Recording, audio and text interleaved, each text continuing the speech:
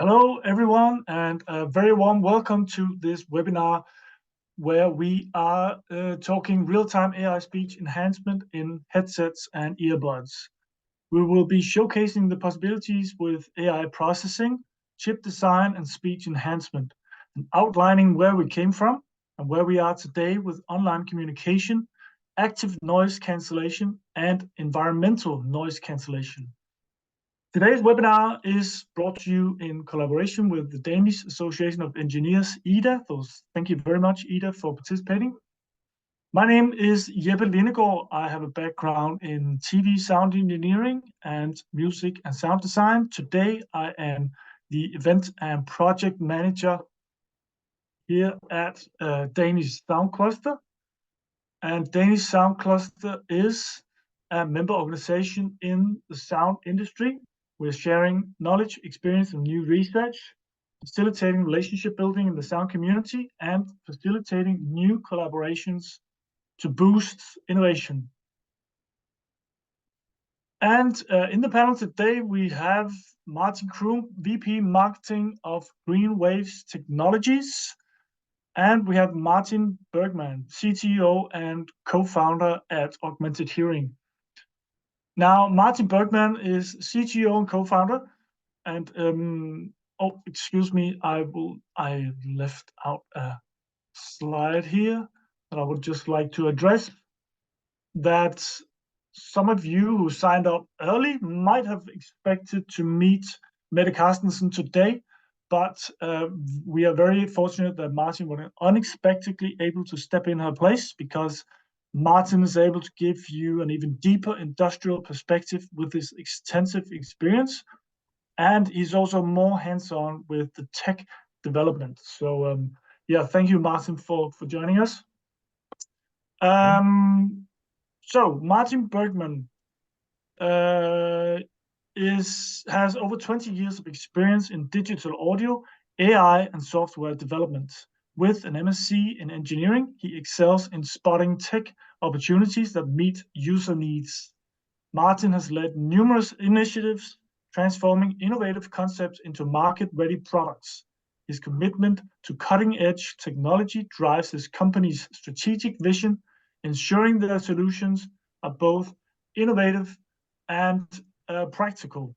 So thank you very much, Martin, for joining us. Do you want to say hello to the audience? Hello, thanks for joining. And we have Martin number two, Martin Kroon, Vice President of Marketing at Green Waves.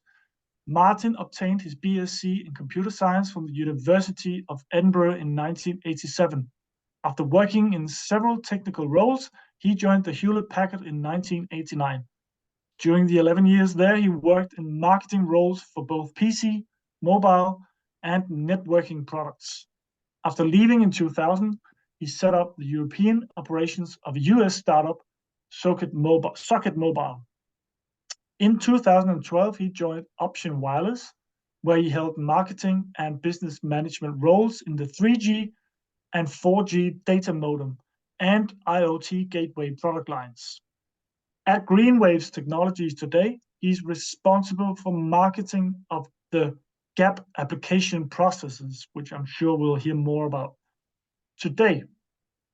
So in the audience today, we have more than 260 people have signed up, which is turning out to be a record crowd here at the Danish Sound Cluster. We have professional profiles from companies like Harman, GN Hearing, DPA Microphones, Demand, Sonova, Bang & Olufsen, Sennheiser, Huawei, WS Audiology, Siemens, Epos, Grass, Cambridge Audio, Fraunhofer, HBK, and many, many more present people are here, as well as a range of university students from all over Europe.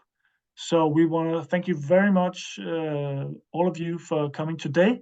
You are, throughout the webinar, very welcome to leave your questions in the Q&A box. We will address those questions at the latter end of the webinar today and get a good discussion going with you guys and girls. Live polls might pop up in during the webinar, so please don't panic if you see a box coming up. That's just me leaving a question. So without further ado, I would like to just get a quick chat going here with the Martins. Now, Martin Kroon, as a collaborator, because you guys have been collaborating closely, what would you say is Martin Bergman's best skill? Well, I think I'd comment more about the company as a whole.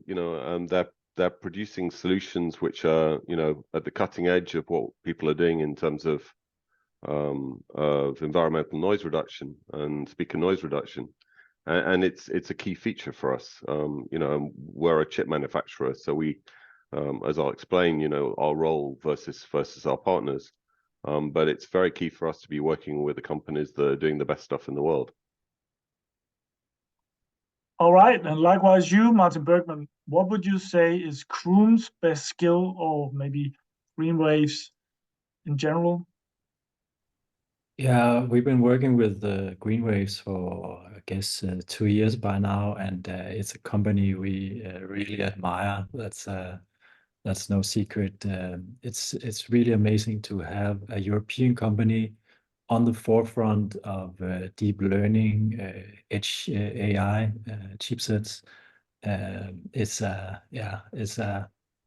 We are honored and very happy to be working with GreenWaves. So I wouldn't pick one best skill, but I think people will be very impressed with Martin's presentation, and the capabilities of Cat9 is really a groundbreaking part.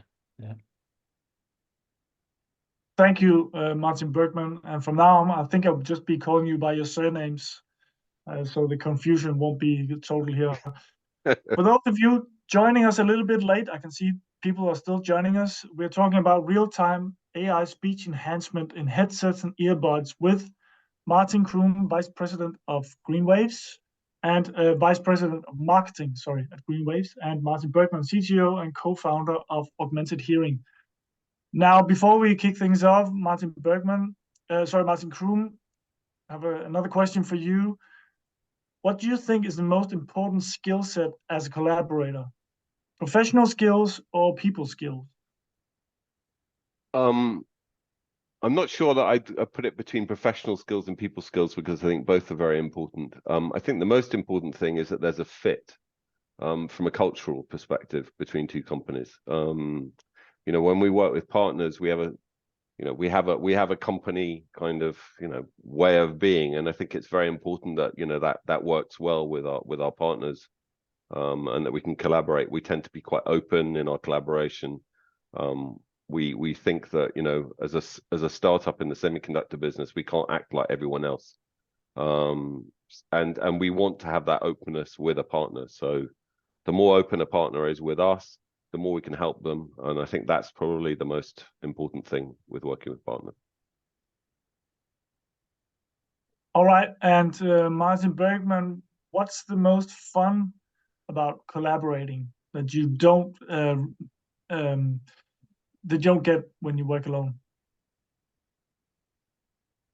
Yeah, the most fun is that you work with people like GreenWaves, and you look at what they have done, and you just think this is just so incredible, and you can see together you can do something that's so much bigger than the sum of its part. That's sort of the most fun to me, that you see the potential. Yeah. All right, cool. I won't drag this any longer. Mr. Martin Kroon, Vice President of Marketing at GreenWaves, will you please take the floor and share your screen and enlighten us all? I'll try. Thank you very much for the introduction, Jeppe. Hopefully you can see my screen now. Yes, looks good. Okay, so I'm going to give you a quick overview of GreenWaves, who we are, what we're doing. It's going to be a little bit sort of processor stuff. I'll try and make it intelligible. but kind of sort of set the stage for the platform that Augmented Hearing have been using to deliver their stuff. And then I'm sure Martin B will do a much more interesting presentation for the audio side of this, because he'll be really focusing on the audio features. I'm going to look at really, you know, what does the platform look like, and what are the facilities of the platform. So GreenWaves is what's known as a fabless semiconductor startup, which means that we design and sell chips. We don't actually make them, because there's very few companies in the world that actually make the kind of chips and the technologies that we use. There's about 5 that you can use. We've been running since 2014, and our market area is really high performance processors, but for very, very energy constrained devices. And I'll go into, you know, how we do that. We're currently 45 people. We're mostly in Grenoble in France. We have some offices in Bologna, technical offices in Bologna. We have a very close partnership with a couple of universities, the University of Bologna in Bologna, and ETH Zurich, which is a technical college in Switzerland. They jointly have a program called PULP, which our CTO is one of the co-founders. PULP stands for Parallel Ultra Low Power, and it's basically a program looking at, you know, research around using parallelism to lower the power in semiconductors. Then we have a group in Denmark, in Copenhagen, of 3 people. And we also have a sales office a sales and FAE office in Shanghai, who looks after our ODMs. And then we have agents around the world selling our products in the US and other regions. One of the nice things, GAP9 is our 2nd generation product. We did our first product, GAP8, which was in production in 2020, and GAP9 has entered into production at the end of last year. GAP9 is actually produced by a foundry of an American company called Global Foundries, but they have a foundry in Dresden in Germany. So GAP9 is actually a processor that's entirely designed and produced in the EU, which is, I feel that that's a nice thing. Obviously doesn't change the product. So as I said, our focus is this high performance computing in a very energy constrained device. So what kind of high performance computing? There's really kind of 3 things that we bring together. And we bring them together that's in a way that they can be used together. One is very, very low latency DSP processing. Then there's general DSP, digital signal processing, and finally, neural networks and machine learning. And across these 3 kind of things, we try and bring basically 3 different points. The first is to keep flexibility. When you're trying to make something very, very low in energy, the easiest thing to do is lose flexibility. And so we try and keep that flexibility of the solution while keeping the absolute low energy point. And when we talk about low energy, a lot of people talk about low power, and they say that they're low power. Well, you can be low power and draw a watt. But what we try and target is really absolute low power in terms of the kind of energy constrained devices that we're going into. And really there, it's a mix of wearables, hearables, and some IoT segments, the IoT market, particularly in medical and security. And then the final point that we try and bring is to keep something which is relatively easy to program. These are deeply embedded processors. I don't think any of them are easy to program. An MCU is not an easy thing to program because it's quite a hidden platform. But we try and keep as much ease as possible and try and keep as much visibility on how the chip works and how the software works on it, so that you don't have hidden surprises with blobs that you don't understand.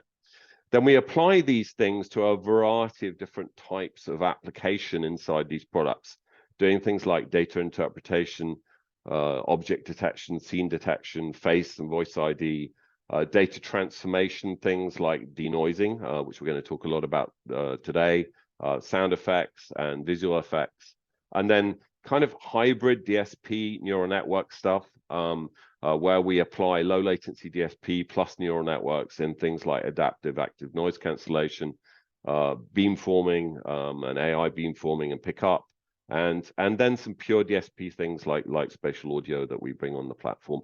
And all of these things we bring through partners. So kind of wrapping the chip up in a in a nutshell, there's kind of three different elements that do processing in GAP. The first type of processing, as I mentioned, is this low latency processing. So that's real-time, streamed, time domain, sample by sample signal processing. And there we use a device that we call a smart filtering unit, and I'm going to talk a little bit about what that is and what it does. The second area is the general digital signal processing, and there we use a resource that we call the cluster, and I'm going to talk about what the cluster is and what it does. And within that cluster domain, we use the cluster both for this digital signal processing, but also for a certain portion of the neural network processing as well. And we mix that in within the same kind of domain inside the chip with something which we call NE16, which is a neural network accelerator. So we use both the cluster and the neural network accelerator for neural network processing. And finally, as I said, you know, we aim for this ultra low power point focused on energy constrained devices and try and keep the flexibility and the programmability. You can see the chip up on the right hand side. It's a super small package. It's 3.7 by 3.7 wafer level CSP package, so chip scale package. So it's a really small thing that can fit into these kind of products. This gets a little more detailed about the architecture, and I'll spend a little moment on this, not go too deep into it, but try and give you a kind of feel for the chip and why it's a slightly different architecture to what one traditionally has inside the DSP. GAP is kind of divided into two halves. There's what we call a fabric controller half and then a cluster half. The fabric controller half, you can really think of like a kind of classic microcontroller. There's a core, which we call the fabric controller at the bottom. All of the cores inside GAP are based on an open source standard called RISC-V. You can think of RISC-V as a competitor to x86 and to the ARM instruction sets. One of the nice things about RISC-V is that it allows us to enhance the instruction set, and we do that in a number of different ways in DSP operations, in vectorization, in bit manipulation, and in floating point operations. All of these cores can handle floating point in multiple different variants, 32-bit and 16-bit, and in fact, two different types of 16-bit floating point. And actually, there's 10 of these cores inside the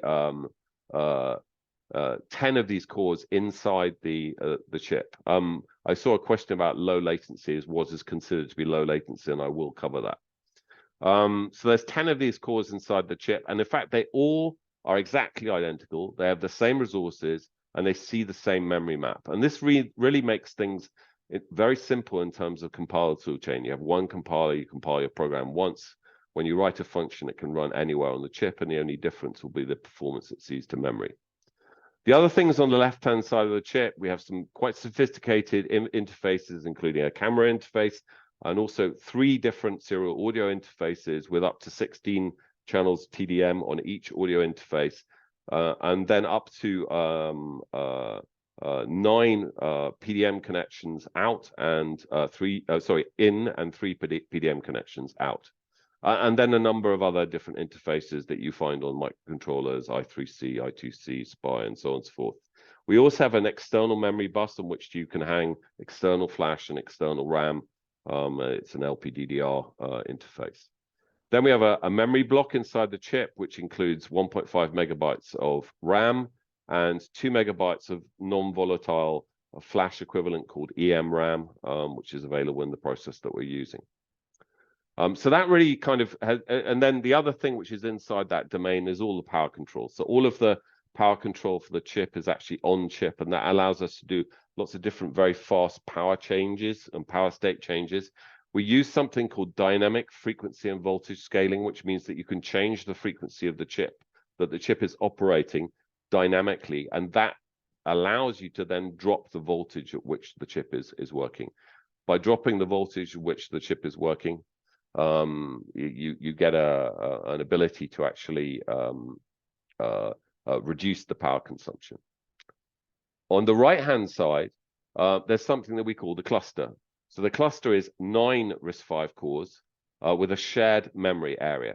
So you can think of these 9 RISC-V cores as each one being able to parallelize some kind of algorithm that you're running on here. And we can parallelize in lots of different ways because these are real cores that are running independently. This is not a structure where you're taking very, very long instruction words and running things through things in parallel. And that way, each core is running on its own. And that means that you need to be able to synchronize them. And we handle all of that synchronization in hardware as well.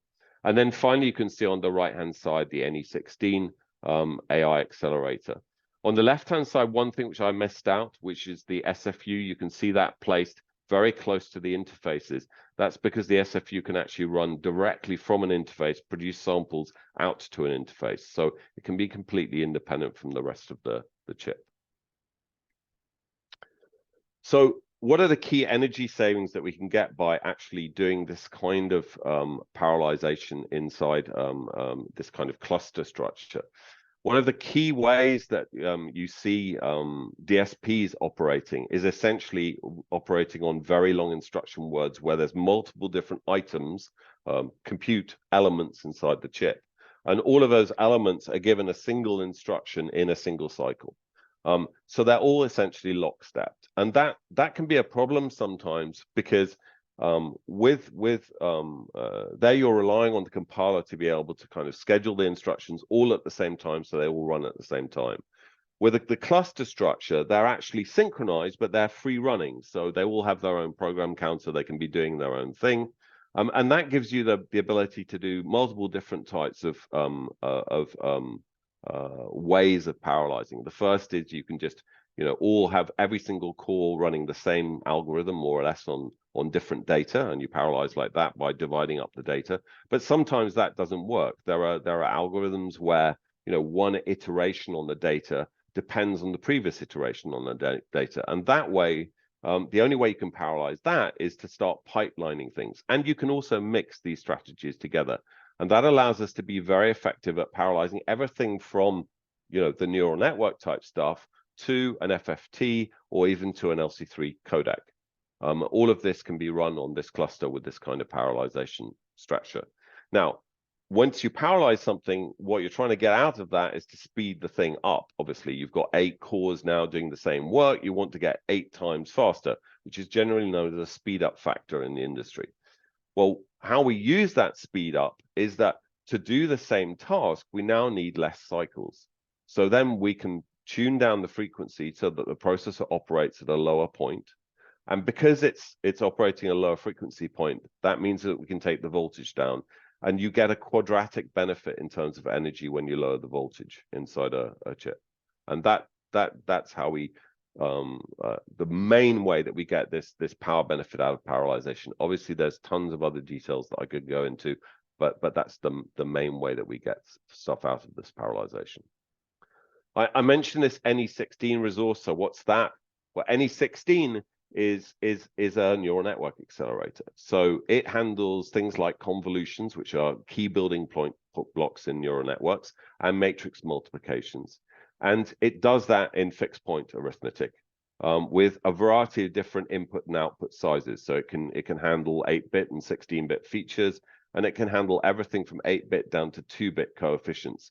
And it scales as you change the coefficient bit width in both performance, and also obviously you're scaling the number of the amount of data that you're transferring to and from the accelerator. It can do a lot of work. It can go up as far as 308 max per cycle at 2.2-bit coefficients. And the chip is running at 375 megahertz. You can see that that's a huge amount of gigamax per second, up to 123 gigamax per second. But at the same time, being very, very, very energy efficient. One of the other things I didn't really mention when I mentioned the slide at the beginning is that we don't actually use something which is very, very common inside an MCU. Normal MCUs and normal processors is something called data caching. So this is basically when you access some data, you obviously want to actually have that data as close as you can to the thing that's going to be processing it. And that's very, very high speed memory that's very close. So inside the cluster, there's this L1 memory, which is very close to the processing elements, very fast. Very fast memory, however, takes up a lot of space. So it's expensive. And as you get further away from that very fast memory out to L2 memory or even off-chip memory, the memory gets much cheaper and much higher capacity. So you can have a large memory, but at the same time, it's slower and it uses a lot of energy to transfer stuff from it. So normally in these kind of chips, you have a kind of automated scheme where data is kind of brought up through these memory hierarchy to the processor. Unfortunately, in the kind of things that we're doing, streaming audio, that becomes very expensive from an energy perspective. In fact, what happens is that you load stuff into this cache and it tries to predict what you need and loads pages of stuff into it. But unfortunately, in a streamed kind of architecture, it turns out that you get a very low cache efficiency. That is, you load stuff, but then you don't use it. And in fact, it can be as low as 30%. You're only using 30%, which means you're throwing away 70% of the data that you loaded. Again, that has a huge effect on energy efficiency. So we use software tools to create streams between these different memory areas and can create a program, in fact, write the program that you need to actually stream data. And we do that at the point where you compile your program. And that means that we're very efficient because we've pre-planned all of the memory movement across the chip hierarchy, memory hierarchy. And that's a very key portion of our tools. And all of that, all of those tools basically produce C code that you can debug, that you can see, which gives you lots of visibility. And that cuts down your development time because there's no black boxes going on there. What does all of this deliver in terms of neural networks? Well, it delivers very low energy performance. There's actually a dearth, there's not that many benchmarks around for this kind of low-powered machine learning on these kind of products. One of the benchmarks that exists comes out of ML Commons. It's called TinyML or ML Tiny benchmark. And here you can see results in terms of both latency and energy against the nearest other chips that are delivering, in our kind of energy class. It must be said that this benchmark is on very, very, very small networks, and they're networks which are way smaller than the kind of networks that we're dealing with when we're doing things like denoising. But you can see that we're delivering 2 to 3 times less energy than a highly specialized neuromorphic chip, and 2 to 4 times less energy than a specialized neural network accelerator chip, and at the same time delivering the lowest latency there. As I said, benchmarks are difficult to come by, and actually most of the benchmarks are in the image world. So this is actually a load of different image things, but they're interesting to have to compare us to different chips. Again, this is showing the number of cycles that we take to process something, our processing efficiency, essentially the number of multiply accumulates that we can do per cycle, and then the latency of executing one iteration on those networks, and the energy that we deliver at the end of that. There is one audio network at the end of that, which is YAMNet.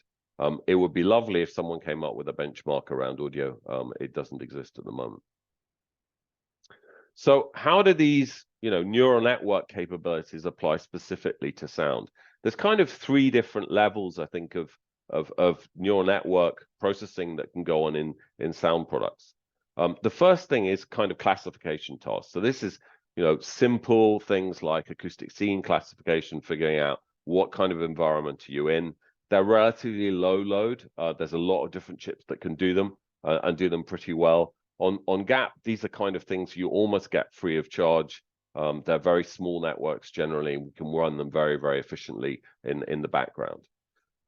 Then there are things like the denoising problem, where you're using much higher load neural networks. And most important, these networks are what's known as regression networks rather than classification networks. In a classification network, you're just coming out with, it's a dog, it's a cat, or it's a person, it's not a person, or something of that sort. In a regression problem, you're taking noise in and producing a floating point, well, at least a progression of number point filter that you're trying to apply to the sound. And that is a very different thing to those first types of problems. And then finally, there's a thing which GAP brings in, which is this ability to actually take a very, very low latency filter like an ANC filter and apply neural networks not to doing the task, because it would take far too long for a neural network to process. It wouldn't work within the context of an ANC primary path filter, but using the neural network to actually adapt the coefficients of the filter for the ANC. And that's where I think GAP is pretty unique in terms of our ability to do that. And we do that in this thing called the smart filtering unit, which you saw in the first architectural slide. Kind of sits very, very close to the interfaces. What is it? Well, it's basically a configurable audio graph processor. It can run multiple different graphs. Those graphs can take their inputs and outputs from the memory, from interfaces. So you can process directly from a PDM in to a PDM out, or you could process from a PDM in into the L2 memory area, or from the L2 memory area out to a PDM out, or you can actually use it almost as an accelerator, just processing blocks of data from the L2 memory to another block of data in the L2 memory. Once it's at an interface, it's really processing sample by sample, which means the moment that a PDM sample has been decoded, and inside the SFU, there are PDM modulators and demodulators. The moment a sample has been decoded, it will start being processed, and it will be pushed out through the output interface.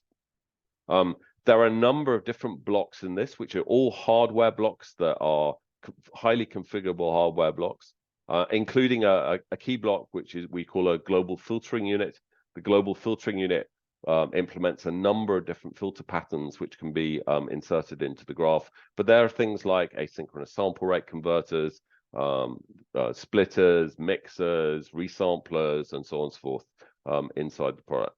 It's really, focused on the original motivation for this was ANC, and it actually is capable of processing, a typical ANC graph, 768 kilohertz, 32-bit in real time, which gives it a structural latency of about 1.3 microseconds. And then the second thing is obviously to get, good power consumption. If you do this kind of stuff in a DSP structure, or a specialized DSP, generally the power will not be at the same level that we deliver, because you have some overhead in that kind of structure that we really don't have. And then the final thing, which is very, very important, is for this thing to be deterministic. So, it's completely independent, it has its own memory, it has its own resources, and that gives it the ability to really process on its own. And we focus this towards ANC, heavy-duty filtering, sound spatialization, sound effects, and so on.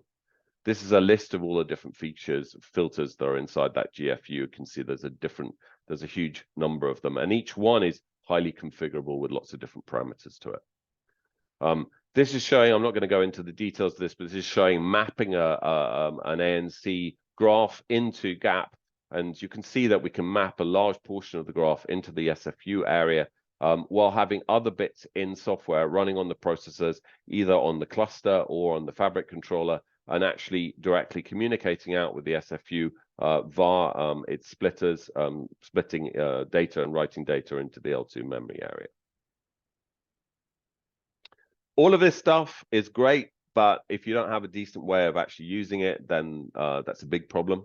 So we spend a lot of time, have actually more people working on software than we have working on hardware. And we really deal with kind of 3 different communities of developers who all have different tools that they're used to using. Audio designers, they use MATLAB. More and more of them are using Python, but it's basically MATLAB and tools like that. And there we have a number of tools like MATLAB simulations of all the filters that are inside the SFU, the ability to, design your filters inside a MATLAB environment and then export the parameters and produce the configuration for the SFU to actually, run those filters. Then we have tools which are for data scientists. So data scientists, generally, it's going to be things like TensorFlow or PyTorch. And then we have tools that take the interchange formats of TensorFlow and PyTorch, which are things like TF-Lite and ONNX, which are essentially export formats, and take those, process them, and then produce C code that you can run to run those graphs on GAP9. And then finally, we have application developers, and there you program GAP9 in C or C++, and we have a pretty standard GCC open source tool chain that allows you to build those applications. And the unifying point of all of this is basically C code. All of these tools are producing C code, and then we have a runtime that we call PMSys, which is a lightweight runtime based around FreeRTOS that allows you to actually run your code on the platform. Once you've actually got something compiled, you can either run it on the chip, obviously, but we also ship a full SOC simulator, which gives you a kind of view inside the chip, and you can see these kind of wave graphs of showing exactly the activity that's going on inside the chip, and it makes it a very productive environment. We've had a tier 1 audio brand who's told us that we do in weeks with Gap9 what it takes us months with our current supplier, which we were very proud of. But we do think that using this using this SDK is pretty easy and pretty visible. We have a horror of black boxes, and we try and keep away from them inside this, so you get full visibility of exactly what's happening in the chip. And finally, we have lots of different audio development boards with the chip on it, with audio interfaces, and even a small audio demo board that you can use for building prototypes with the chip. So key things to take away. I think audio neural networks combine several attributes that make them very different from other networks that we've dealt with, particularly with the image size of the neural network side, neural networks. Many are regression rather than classification problems, and there are a lot of techniques for compressing networks like quantization that work well on classification problems, are much more tricky on regression problems. One of the things that we bring with Gap9 is this ability to have networks working in multiple different precisions in float and fixed point, even within the network itself. And that is crucial for these kind of problems. Quantization flexibility is a must. And in fact, overall platform flexibility is a must. Many audio networks are facing latency targets that require them to run very often. So particularly if you think of denoising, you're inside the signal path, you have to run really often. Otherwise, the latency is too high. And the total load of that can be really high, even compared with image networks. Tool use and flexibility are extremely important so that you have reasonable development time and you can use all the features in a chip. And there's a lot of opportunities, we think, that come out of the combination of using this neural network ability along with the SFU and being able to dynamically change the coefficients of a running SFU graph. And that brings a lot of opportunity in adaptive beamforming, adaptive ANC, and combining these things together. And finally, our strategy is exclusively to work with software partners. We produce demos of things that we do, but they're mostly stuff that we find on the internet that we put onto the chip, or things that we do from a prototyping perspective.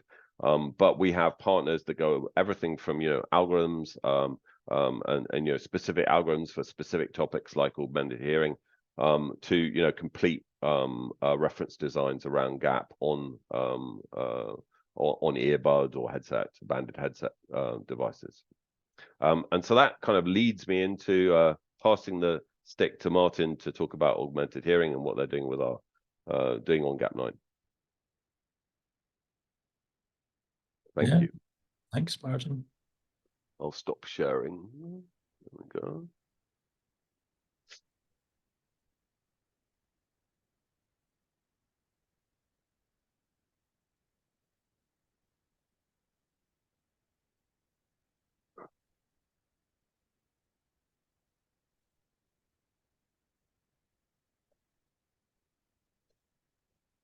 Yeah, you can see my screen. Yeah, Yes. Thanks, Martin. It's really incredible what Greenwaves is doing. We are big fans, as I said. And I'll talk a little bit about augmented hearing, what we do, and how we see real-time AI speech enhancement. And in the end, I have a little announcement about Greenwaves. So stay tuned. Don't go anywhere. You'll hear it here first.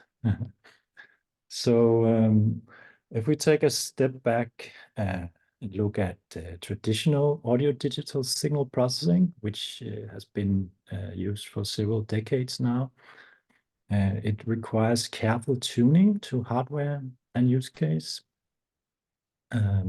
Algorithms do not learn from data, and you have to have specialists who tune the algorithm to specific use case and hardware. And we all know that you have limited abilities. Speech in noise is still an unsolved problem, like the cocktail party problem that Martin talked about. maybe sort of stationary noise can be removed, but when you talk about complex noise, it's still not solved. So what about AI speech enhancement? Well, it's basically using AI to improve the speech quality, intelligibility, and reduce or remove noise in real time.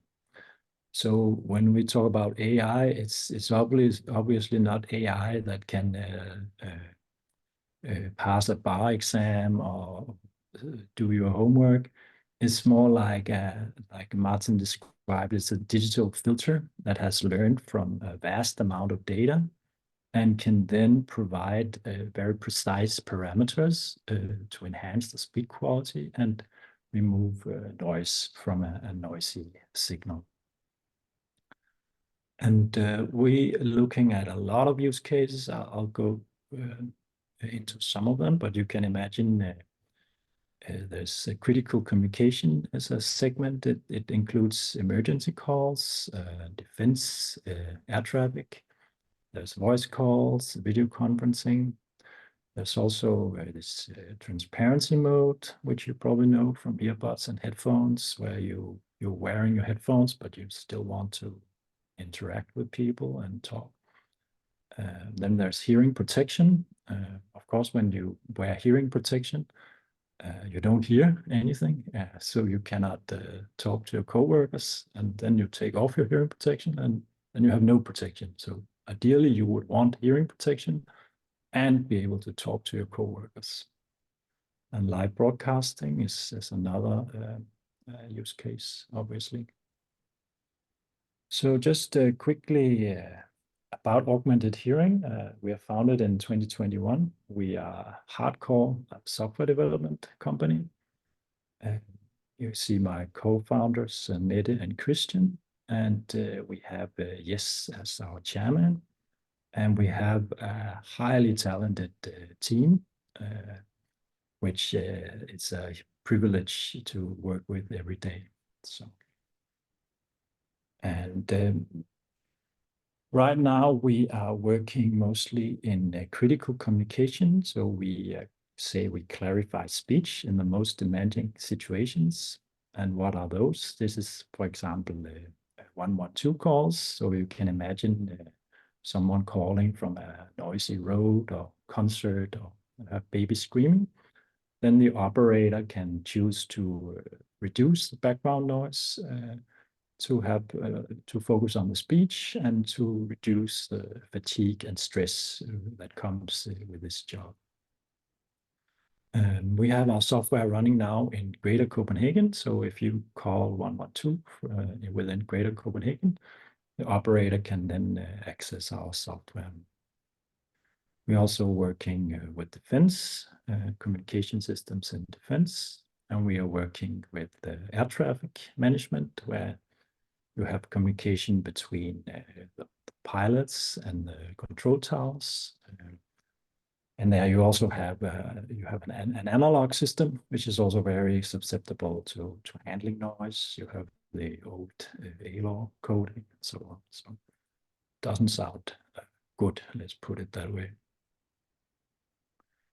So a little bit about our core technology and how we see it and how we test it. So we have a comprehensive test and training setup. Most of it is running in PyTorch. And all training is done on premises. So we have our own training computers, and we can train to different use cases and different model sizes, obviously. And on the inference side, we have our own highly optimized inference engine written in pure C with no dependencies.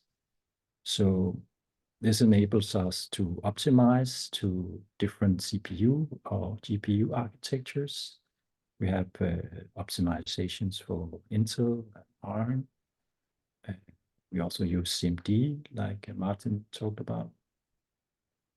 And the rationale for having it in pure C with no dependencies is that then it's much easier to port to different systems and different platforms. So our software can run on almost any system that has sufficient memory or compute. So this, we have it running on Apple systems, Windows, Linux, Raspberry Pi. So if you can imagine, if you have a cloud system, then you can handle all the dependencies there on that. But if you have to install your inference engine in customer systems like we do, you have to be extremely flexible with regards to also the audio configuration, sample rate, frame size, and so on. And you don't want to compile a lot of complex dependencies which may not be supported on the customer system. So, yeah. So, and an important thing is how do we actually test that it's working? You can listen to it and say, oh, it sounds a little better, but obviously that's not very reproducible. So, of course, we use metrics, as many of you probably also know about. So here you can see a model that has processed different speech signals and mixed with different noise types and in different SNR. So yeah, so you can see the noise types down at the bottom, and the SNR, the signal to noise ratio, goes from -5 up to 10 in a few steps. And this is the signal to distortion ratio metrics. And you can see a good improvement across all noise types and different SNRs. And there's a few different metrics because no metric is perfect. So some metrics have different pros and cons. So we also use the PESC, which is a more perceptual algorithm that tries to mimic how a human would rate the sound quality. And also here you see a good improvement with this model.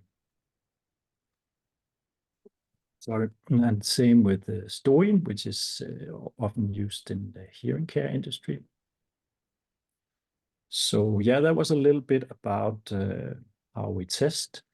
And now we go to the announcement, because we also want to talk a little bit about GreenWaves. And we have a new speech enhancement model for GreenWaves. It's available today. And the use cases are, Martin mentioned face-to-face communication. And this is a very challenging use case where you can imagine you are in the real world. Imagine that at a cafe or restaurant, and you want to attenuate background noise and hear more clearly what people are saying in noisy conditions. We can do environmental noise cancellation. So this is, for example, when you do a phone call, you are in a noisy place, the noise is reduced on your side, on the microphone. And then we can also do fine speech enhancement. So if you talk with someone on the phone and they are in a noisy place at a freeway or somewhere, we can enhance that speech. Yeah, and I can say that we have state-of-the-art metrics. So basically the GAP9 can do state-of-the-art speech enhancement, which is incredible for such a low power device. We can go down to 5 milliseconds algorithmic latency, which means, I'm sorry.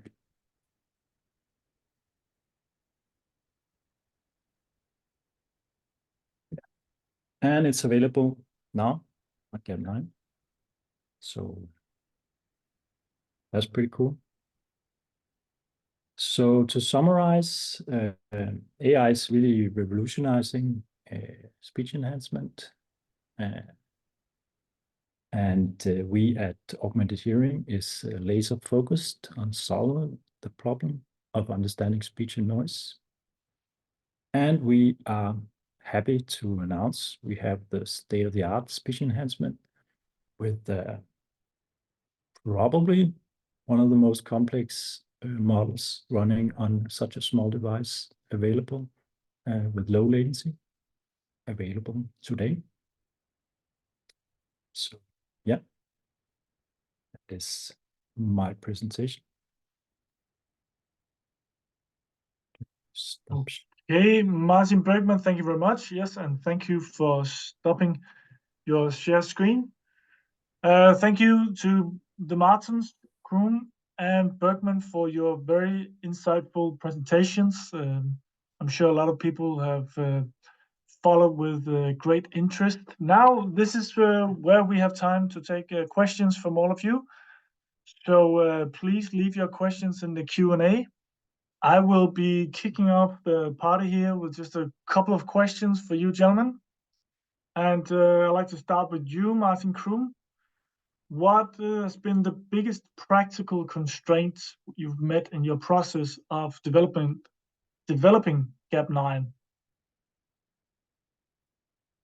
Whoa, the biggest, largest. There are lots. I mean, to start with, you know, when we tape out is when you send the chip to the plant to be fabricated. When we started with Gap 8, you know, we taped out when we were 10 people. So the biggest constraint was not having enough people.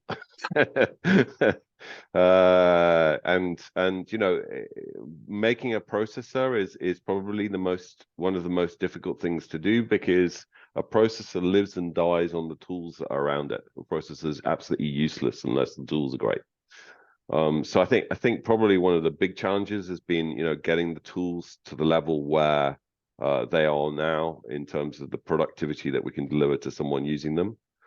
Then, you know, on the chip side, I'm not a chip designer. I'm much more on the software side than I am on the hardware side. So I can't really comment to chip design. But you know, I mean, again, as a small company, you know, semiconductor is a business where you press the compile button, you send your chip off to the fab, and when you press that compile button, you spend multiple millions of euros. And if you get back a chip that doesn't work, you're dead. So you know, there's some challenges there as well. So I think and there's some challenges there in terms of, you know, being a startup in Europe and raising the kind of money necessary to do those kind of things. So I think there's multiple challenges. Right. And is there any challenge or constraint that you kind of predict in the future that might be even bigger? I think, you know, I mean, obviously there's a huge amount of noise around at the moment about you know, generative networks and their use in lots of different areas. Actually, we're seeing, you know, it's funny, we're seeing some of the techniques that we used already to compress neural networks starting to be used on generative networks. And you could think of, to a certain extent, the kind of stuff that we're doing with noise reduction as generative type networks, because they're actually generating, you know, audio filters. So we're already bringing some of that technology, but there's definitely, you know, some larger stuff there that we would like to see, you know, coming down to these kind of size of platforms. But that's going to be super challenging. You know, the data that's involved in those kind of things, the size of the parameters is huge. And so we've got some challenges with managing that, but that's definitely within our vision that we take those kind of things and bring them into this kind of low power space. Right. Okay, thanks, Martin, for your answer there. Before I jump to some of the audience questions, I have just one for you, Martin Bergman. You were talking a little bit about testing, and I was wondering what your role is in a hardware product testing and implementation process. What does that practice look like, and what is your role in that process? Well, when we work with OEM partners to optimize their devices, so typically involves us in understanding the acoustic chain they have, so we can make sure that all the neurons are spent optimally to ensure the best neural network performance. So that's probably where we work most with partners.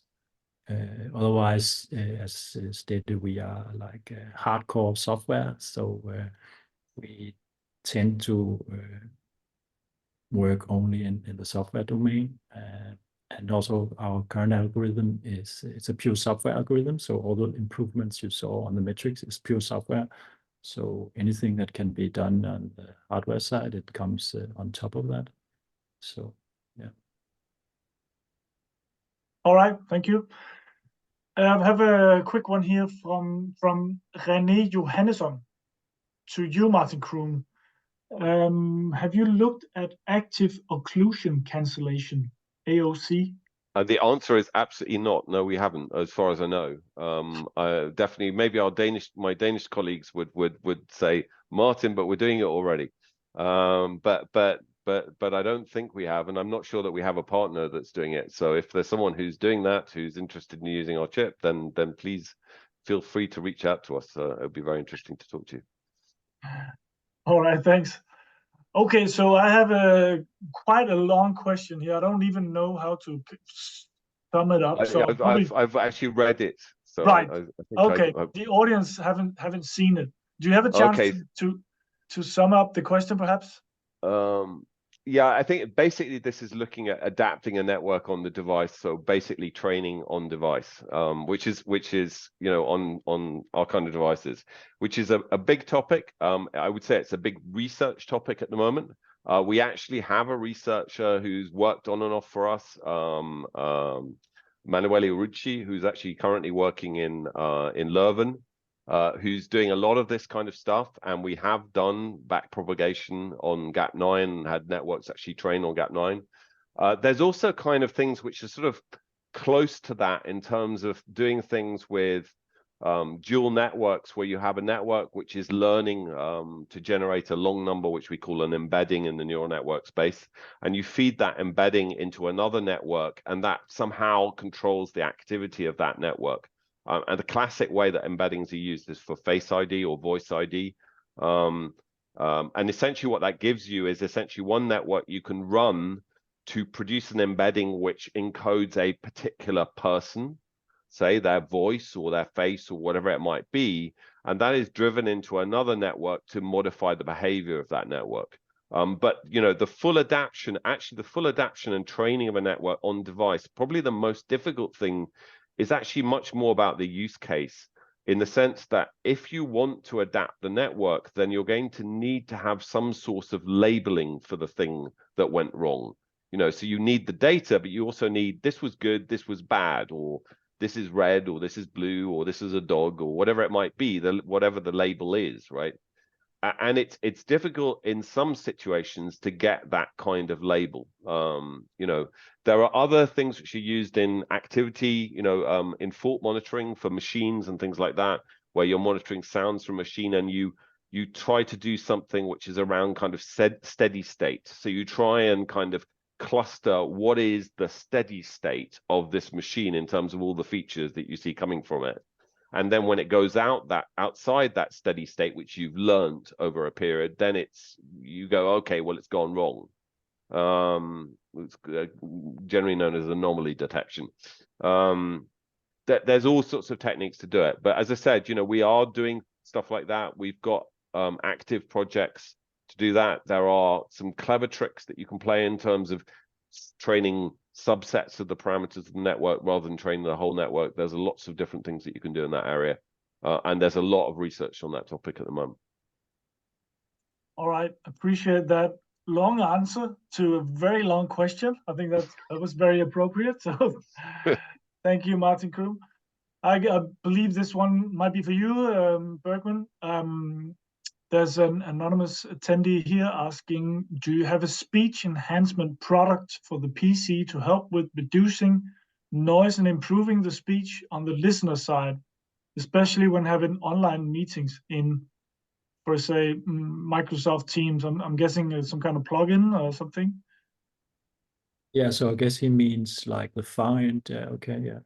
No, we don't have that. We did consider doing solutions for video conferencing, but it also seems that many of the products, they have built in their own solutions, and I don't know how well they work, but it's we talked to people within video conferencing at some points, and they were not very focused on the quality of sound, I can tell you. They were more concerned about other things, scalability and all sorts of stuff. But yeah, but maybe it's worth considering revisiting that area. I'm not too surprised, sorry to say, about that answer, but maybe the challenge here is they have their own noise reduction technology, so maybe that might be a bit difficult. Yeah, they have something built in, or they bought something, right? And we also talked to many companies doing video conferencing, and most of them were not audio. There's no audio through. What's the problem? I was not so concerned with that. Right. Yeah, it's worth mentioning that the audio that goes off to those servers is at some point it comes out into the plane to get denoised, so your voice is on a server somewhere, which for some people and some companies is not really very acceptable. So local solutions like having it on a headset or having it on the PC could be, I think, a good solution for some people, even if the platforms have denoising built into them. Right. That's a good point. Okay, I have one coming in here. A question for you, Martin Bergman.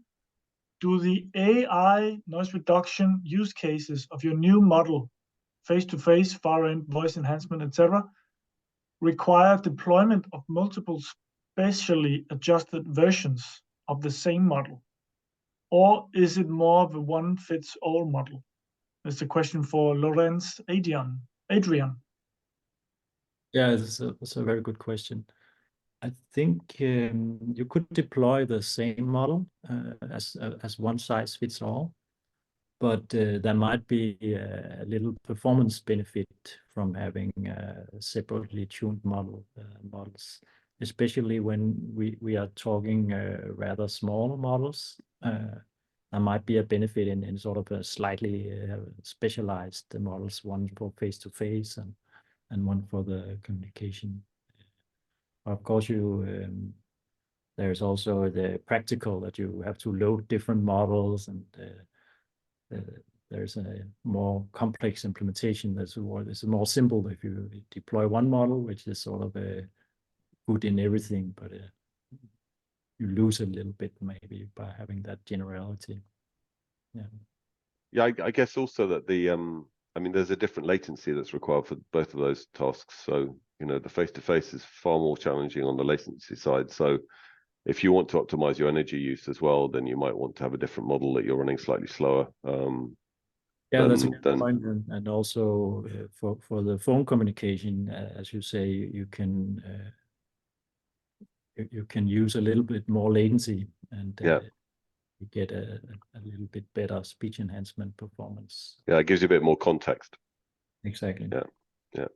And it doesn't run as often. Yeah, and it's worth saying that Gap9 basically is a programmable chip, so you can just load the models as you wish. And in fact, our toolset allows you to run models simultaneously. And very often with these kind of noise reduction networks, which tend, some of them are quite big. It depends on the. I think Augmented Hearing done a great job of reducing the size of these things. But we've done other networks where we're actually doing music from voice, active voice separation from music or things like that, which are much bigger networks. There, you could have a network running, but then you've got another network that runs very often that's real-time critical that you really want to run. And what we can do is kind of break one in the middle and run the other, and then go back to the first one. And we've done that with multiple customers having multiple networks running. All right, so we are moving very quickly towards the end of this webinar, but I have just a couple of questions left for you before we say goodbye. Now, Martin Bergman, it seems that the biggest new step here is the real-time factor, that you are able to do noise cancellation real-time. Do you see any next big step you aim to take in your future developments that will kind of be a new breakthrough? I think, this AI speech enhancement has been around for a few years, and it's been improving a lot in the last couple of years. If you just go back a few years, it's a completely different game. But what I think will happen is that maybe the raw performance will improve a little less in the future, but I think the models will get smaller. So you have the same performance as you have now in even smaller models. So this allows you to use less power or run on even smaller platforms than Gap9. And I also see you will right now we use single channel speech enhancement, and I think we will see dual channel or multi-channel AI speech enhancement also, so that you have a little more hardware to improve. So we are probably reaching the limits of single channel speech enhancement. There's still some performance improvements, but I think it's gotten really good. So there's also there's a physical limitation to how much you can improve a really noisy signal with only one channel. All right, thank you. The last question for you, Kroon. Do you see any unexpected new business area that will benefit from your latest progress here? Unexpected businesses we've seen a lot of unexpected businesses. I mean, it's part of being a startup. I guess one of the ones which I found quite an interesting one recently was smart pills, which has nothing to do with hearables, but it's pills with cameras in it that you swallow, which were inside one of those. So that was a surprising one for me. We hadn't really anticipated that market at all, but it's very nice when you find a market like that. But I think on the hearable side, I still think that the form factor, question is still not solved, right? I mean, we've just one of our customers has just launched a product in China, Clear, which is an over-ear true wireless stereo headset. So it's one of these ones that doesn't go into your ear. Be interesting to see how that does. It's done that segment has done very well in China, not so well outside China yet. It'll be interesting to see how that scales out around the rest of the world. I think there are other form factors, so I'm really excited about different form factors that we can bring. Either hearing enhancement for people who don't hear so well, or music, or whatever it might be, or combinations of both. I think there's lots of different form factors, and I don't think wireless earbuds is the end of the story, really. So I think that's for me the most exciting things happening. All right, I appreciate your insight, Martin, and I can tell you that we are looking into doing a webinar about open-ear hearables at some point, so please stay tuned. Yeah. Now, with that, I would just like to say a big thank you to Vice President of Marketing at GreenWaves, Martin Kroon, and CTO and co-founder of Augmented Hearing, Martin Bergman. Thank you very much for joining us today. I am the event and project manager on behalf of Danish Sound Cluster. I would like to say thank you for joining us. We are a member organization in the sound industry. We are facilitating the sharing of knowledge, experience, and new research, relationship building in the sound community, and new collaborations to boost innovation. You can follow us on YouTube for loads of webinars, where this one also will be uploaded if you missed any of the action. And you can follow us on LinkedIn for future events and webinars. Here are just a few of our upcoming webinars and events, physical events as well. So you can have a look at our event section on our website. Now, if you would like to collaborate, and if you are inspired by this collaboration talk today by Martin and Martin, please reach out to us if you are working in health and hearing, acoustics and environment, or sound experiences. We would love to hear from you if you have any new project ideas, and please contact our project manager, Tine Midgaard, on email or phone, and she'll be happy to hear from you. Now, there's nothing left to say, but thank you very much for all of you joining us in the audience, and thank you, Martin Bergman and Martin Kroom, for joining us at Danish Sound Cluster today. It's been a huge pleasure, and I hope to see all of you some other time. Thank you. Thank you. Bye-bye. Bye.